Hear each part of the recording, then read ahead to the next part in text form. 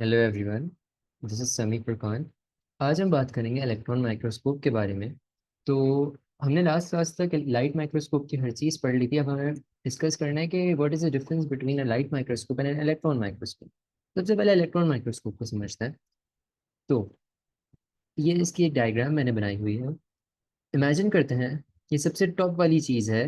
ये क्या है? एक इलेक्ट्रॉन गन। क्या है ये? Electron gun. इसके अंदर से इलेक्ट्रॉन्स निकलेंगे। सबसे पहले मैं आपको इसका पाथ समझाता हूँ ताकि हमें समझ आए और हम उसके बाद फिर लेबल करेंगे क्या चीज़ क्या है। इलेक्ट्रॉन गन से इलेक्ट्रॉन निकलेंगे, सही है, और नीचे की तरफ जाएंगे। ठीक है। एक हमारे पास ये कोई सा लेंस आएगा। उसके बाद उस लेंस से निकल के या नीचे जाएंगे। हमने लास्ट टाइम पढ़ा था स्टेज होता है, स्टेज के ऊपर स्पेसिमेन होता है, वहाँ जाएंगे। उसके बाद फिर एक और लेंस आएगा, फिर एक और लेंस आएगा, फिर एक और लेंस आएगा, और लास्टली क्या होगा? किसी चीज़ के ऊपर आके वो इमेज फॉर्म हो जाएगी। हम उस केस में अंदर हमारे पास आई पीस लेंस के बाद हमारे आई के ऊपर हमारी इमेज फॉर्म हो रही थी। यहाँ पे क्या होता है? ये जो चीज़ है इसको हम कहते हैं फ्लोरेसेंट स्क्रीन। Fluorescent screen. ठीक है। यहाँ हमारी इमेज फॉर्म होती है।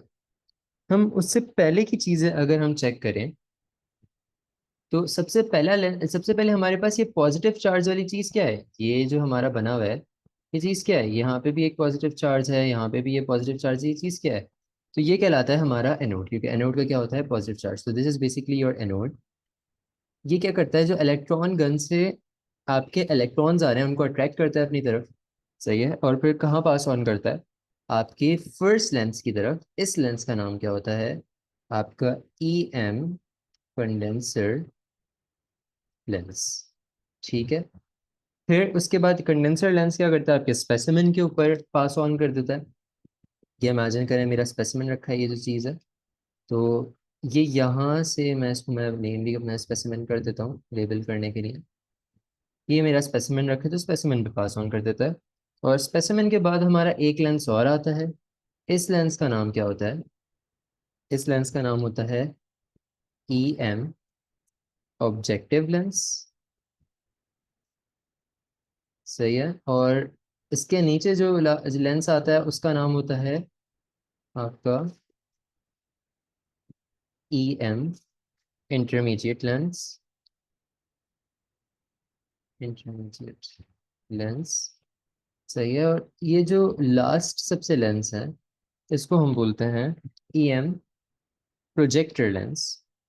ई एम प्रोजेक्टर लेंस, क्योंकि ये आपकी इमेज प्रोजेक्ट करता है कहाँ? फ्लोरेसेंट स्क्रीन के ऊपर, और तभी आप इसको देख पाते हो।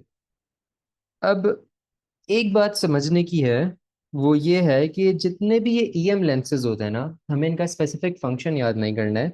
इनका एक फंक्शन है, एक कॉमन फंक्शन है।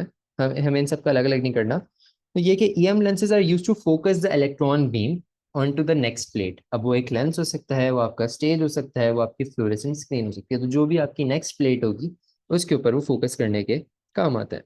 सही है। तो ये जो इलेक्ट्रॉन आपके यहाँ से निकलते हैं जो एनोड की वजह से निकल के आते हैं, बिकॉज यहाँ एनोड प्रेजेंट होता है जो कि अट्रैक्ट करता है इलेक्ट्रॉन को। तो खैर, ये है इसका। इसको वापस से बना दें। सही है। तो ये यहाँ से जो इलेक्ट्रॉन्स निकल रहे हैं ये गो पास ऑन करेंगे एनोड की वजह से हमारे ईएम कंडेंसर लेंस पे। ईएम कंडेंसर लेंस से जाएंगे स्पेसिमेन पे, स्पेसिमेन से जाएंगे ईएम ऑब्जेक्टिव लेंस, फिर ईएम इंटरमीडिएट लेंस और ईएम प्रोजेक्टर लेंस, और वहां से फिर इमेज फॉर्म हो जाएगी कहाँ पे? फ्लोरेसेंट स्क्रीन के ऊपर। हमें यहाँ तक तो बात समझ आई। एक बात जो मुझे इंपॉर्टेंट करनी है वो ये है कि आपका जो ये एरिया है, ये जो आपका इनक्लोज्ड एरिया है, ये जो आपका एम्प्टी एरिया है, ये क्या है? जिसकी मैंने जो ये बॉर्डर्स बनाए हैं इसके बीच में, तो ये मेरा जो एम्प्टी एरिया होता है ये इस इलेक्ट्रॉन माइक्रोस्कोप का, ये वैक्यूम होता है। सही है। ये वैक्यूम होता है। वैक्यूम का क्या काम होता है? इसका ये काम होता है to ensure that the electron beam is not scattered due to collision with the air molecules.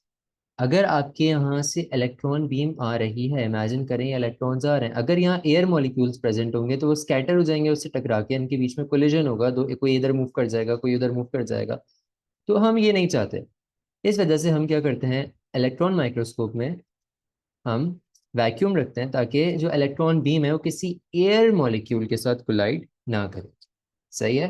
फिर से एक दफा रिपीट करते हैं, इलेक्ट्रॉन माइक्रोस्कोप जो होता है उसमें सबसे पहले आती है इलेक्ट्रॉन गन। इलेक्ट्रॉन गन से एनो उसके सामने एनोड प्रेजेंट होता है जिसकी वजह से वो अट्रैक्ट करता है इलेक्ट्रॉन्स को, इलेक्ट्रॉन्स रिलीज होते हैं। उसके बाद वो जाते हैं ईएम कंडेंसर लेंस पे। ईएम कंडेंसर लेंस हर लेंस की तरह वही काम करता है कि उसको फोकस करता है अपनी नेक्स्ट स्लाइड के ऊपर। तो वो नेक्स्ट स्लाइड आपकी यहाँ पे क्या है, जो नेक्स्ट स्टेज है आपका वो है स्पेसिमेन वाला, स्पेसिमेन पे कर रहा है। उसके बाद आपका स्पेसिमेन से पास ऑन होकर ईएम ऑब्जेक्टिव लेंस पे जा रहे हैं।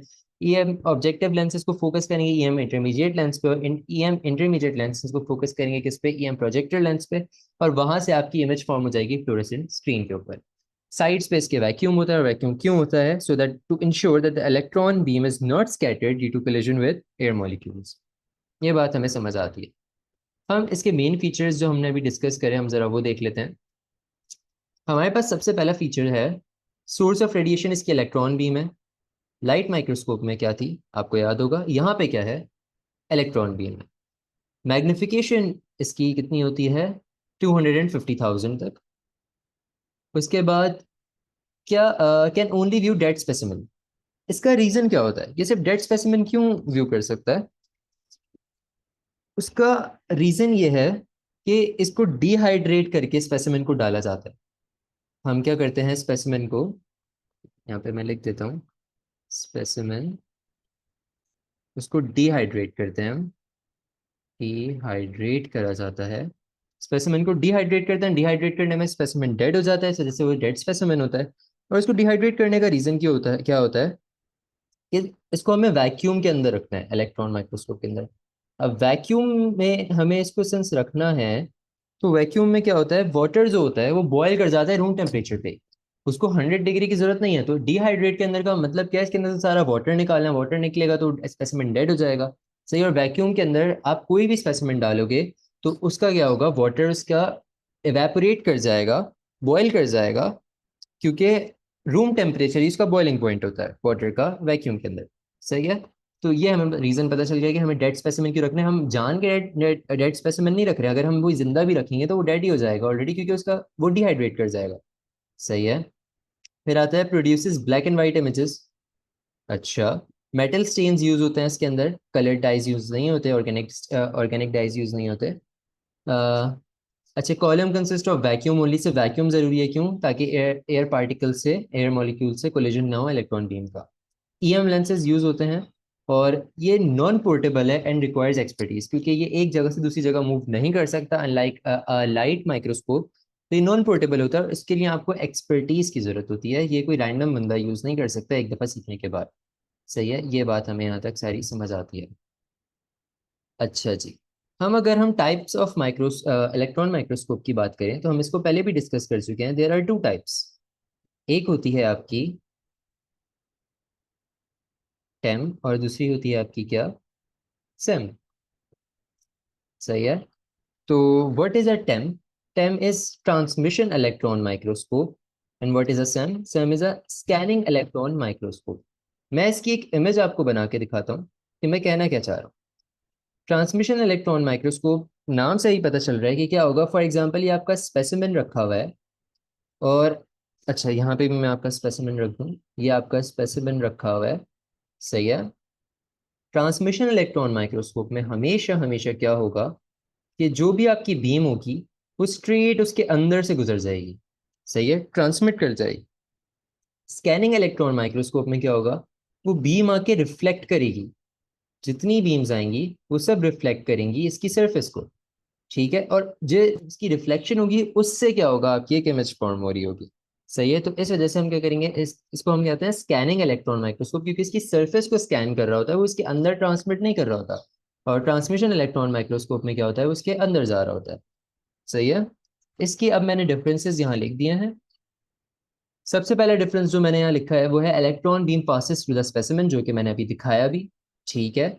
यहाँ पे मैंने क्या लिखा है सेम के लिए, कि electron beam scans the surface of the specimen. सही है।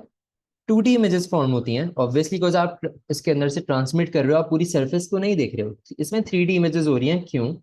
अभी मैं दिखाता हूँ इसका क्या रीज़न है 3D इमेजेस होने का।